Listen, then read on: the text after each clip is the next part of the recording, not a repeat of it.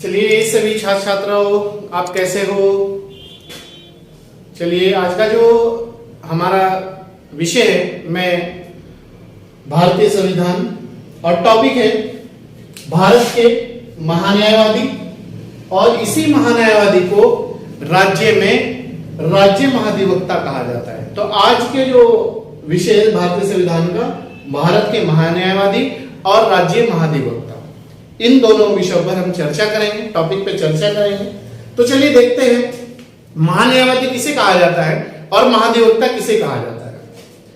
देखिए, जब भारत सरकार होती है, जो भारत सरकार को एडवाइजरी बॉडी कह लो आप एक किस्म से, की आवश्यकता होती है, तो इसे जो भारत का महान्यायवादी है, इसे भारत सरकार का वकील भी कहा जाता है।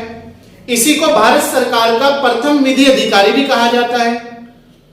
क्लियर है यहां तक के पॉइंट। और इसका उल्लेख भारतीय संविधान के अनुच्छेद 76 में किया गया है, भारत के महान्यायवादी का उल्लेख।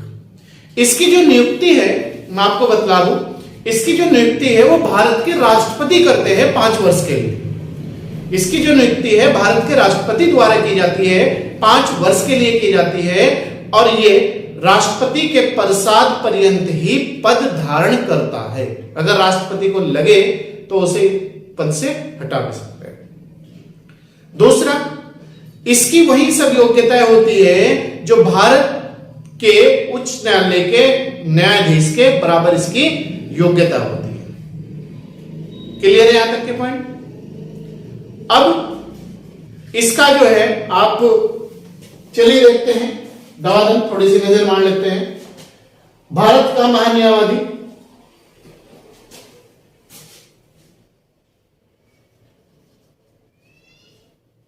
भारत के महान्यायवादी, तो आप याद रखना कौन है, मतलब ये कौन है महान्यायवादी। भारत सरकार के प्रथम विधि अधिकारी है, एक तो पॉइंट ये है। दूसरा पॉइंट ये हो जाएगा, इन्हें भारत सरकार का वकील कहा जाता है। तीसरा पॉइंट ये हो जाएगा, इसे भारत के सभी न्यायालयों में सुनवाई करने का अधिकार है। इसे भारत के सभी न्यायालयों में सुनवाई करने का अधिकार है। नेक्स्ट, इसका उल्लेख जो है भारतीय संविधान के आर्टिकल 76 में किया गया है। आर्टिकल 76 में इसका उल्लेख किया गया है। महान्यायवादी की वही सब योग्यताएं होती है जो एक उच्चतम न्यायालय के न्यायाधीश की होती है। क्लियर है पॉइंट। नेक्स्ट पॉइंट है, अब क्वेश्चन अगर एग्जाम में आ जाए कि इसकी नियुक्ति कौन करेगा, तो महान्यायवादी की जो नियुक्ति करते हैं वो भारत के राष्ट्रपति करते हैं। कितने वर्ष के लिए? 5 वर्ष। ठीक है। अब नेक्स्ट पॉइंट है, महान्यायवादी राष्ट्रपति के प्रसाद पर्यंत पद धारण करता है। इसका मतलब यह है कि राष्ट्रपति को अगर लगे तो उसे 5 वर्ष से पहले भी हटा सकता है। नेक्स्ट है, महान्यायवादी यह ना तो संसद और ना ही मंत्रिमंडल का सदस्य होता है, मतलब ना लोकसभा का सदस्य हो, ना राज्यसभा का सदस्य हो, और ना ही किसी मंत्रिमंडल का एक सदस्य हो। मंत्रिमंडल लोकसभा या राज्यसभा से, लेकिन लोकसभा या राज्यसभा में भाषण दे सकता है। ये आप याद रखना, सदस्य नहीं होता लेकिन भाषण दे सकता है, भाषण दे सकता है, किंतु अपना वोट या मत नहीं दे सकता। सपोज किसी भी विषय पर आज चर्चाओं में है कई दिन से, हिजाब मामला है। हिजाब मामला संसद में कानून बनाने के लिए बिल लाया जाए कि ये हमेशा इसके लिए कानून बनना चाहिए कि हिजाब एक मौलिक अधिकार है। तो वहां मान लो अगर 400 कैंडिडेट है उपस्थित और मतदान करने वाले लोकसभा में, तो वहां 200 ने यस में डाल दिया कि हिजाब होना चाहिए हमेशा के लिए, और 200 ने नो में डाल दिया। तो वहां ऐसी कंडीशन में ये अपना मतदान नहीं करेगा। क्लियर है पॉइंट। तो मत दे नहीं दे सकता। नेक्स्ट पॉइंट है, इसे सहायता देने के लिए एक तो सॉलिसिटर जनरल होगा, और 2 सॉलिसिटर जनरल के अलावा 2 अतिरिक्त सॉलिसिटर जनरल होंगे। क्लियर है पॉइंट। तो ये हमारा भारत के महान्यायवादी का है मामला।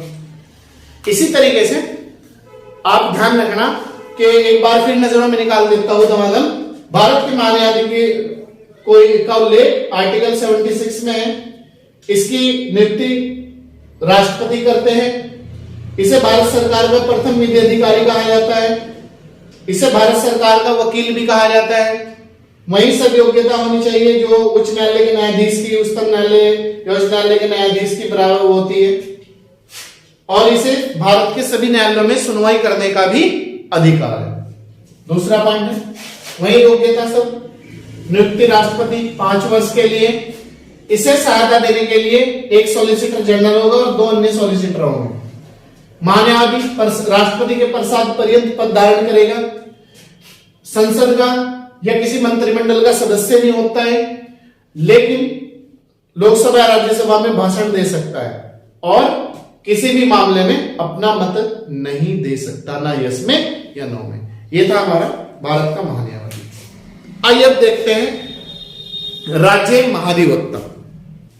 आइए इसके बाद देखते हैं हम लोग राज्य महाधिवक्ता। तो इसमें क्या है कि जो केंद्र सरकार में पद महान्यायवादी का होता है वही राज्य में राज्य महाधिवक्ता के नाम से जाना जाता है। सेंटर में उसकी नियुक्ति राष्ट्रपति करता है, राज्य में उसकी नियुक्ति राज्यपाल के द्वारा की जाती है। और इसमें इसका जो उल्लेख है, राज्य महाधिवक्ता का जो उल्लेख है, संविधान के आर्टिकल 165 में किया गया है और उसका उल्लेख आर्टिकल 76 में किया गया है, जो आपका महान्यायवादी। नियुक्ति इसकी कौन करता है? इसकी जो नियुक्ति करेगा वो आपका राज्यपाल करेगा। इसकी जो नियुक्ति का अधिकार है वो है राज्यपाल को।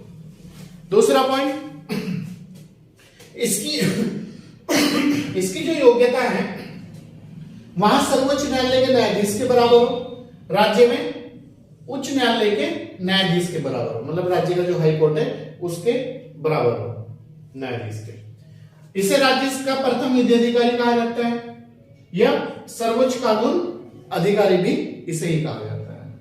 इसका मुख्य कार्य क्या है? अगर आपसे क्वेश्चन पूछ ले एग्जाम में, राज्य सरकार को विधि संबंधी, ये जो है राज्य महाधिवक्ता जो राज्य सरकार होती है उसे विधि संबंधी ऐसे विषयों पर, तो याद रखना, विधि संबंधी ऐसे विषयों पर सलाह देता है जो राष्ट्रपति द्वारा सौंपे गए। तो ये था आपका राज्य महाधिवक्ता।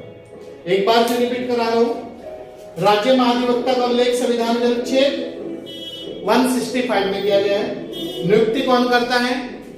राज्यपाल करता है।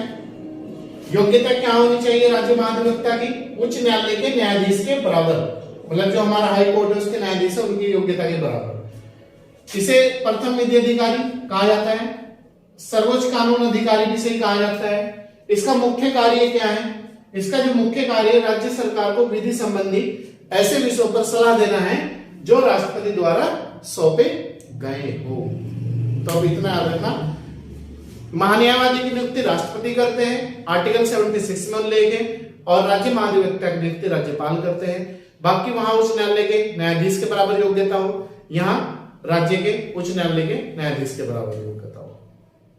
क्लियर है? बाकी कल मिलते हैं नेक्स्ट टॉपिक के साथ। तब तक आप बहुत मेहनत के साथ, लगन के साथ कार्य करिएगा। और अगर अभी तक हमारे चैनल को आप लोगों ने सब्सक्राइब नहीं किया है तो आप इसे जल्दी से जल्दी सब्सक्राइब कर लीजिएगा, ताकि आपको रोज डे बाय डे नई नई क्लास मिल सके और आप घर पर बैठ कर अपनी सफलता और कामयाबी को पा सके। चलिए मिलते हैं नेक्स्ट क्लास के साथ।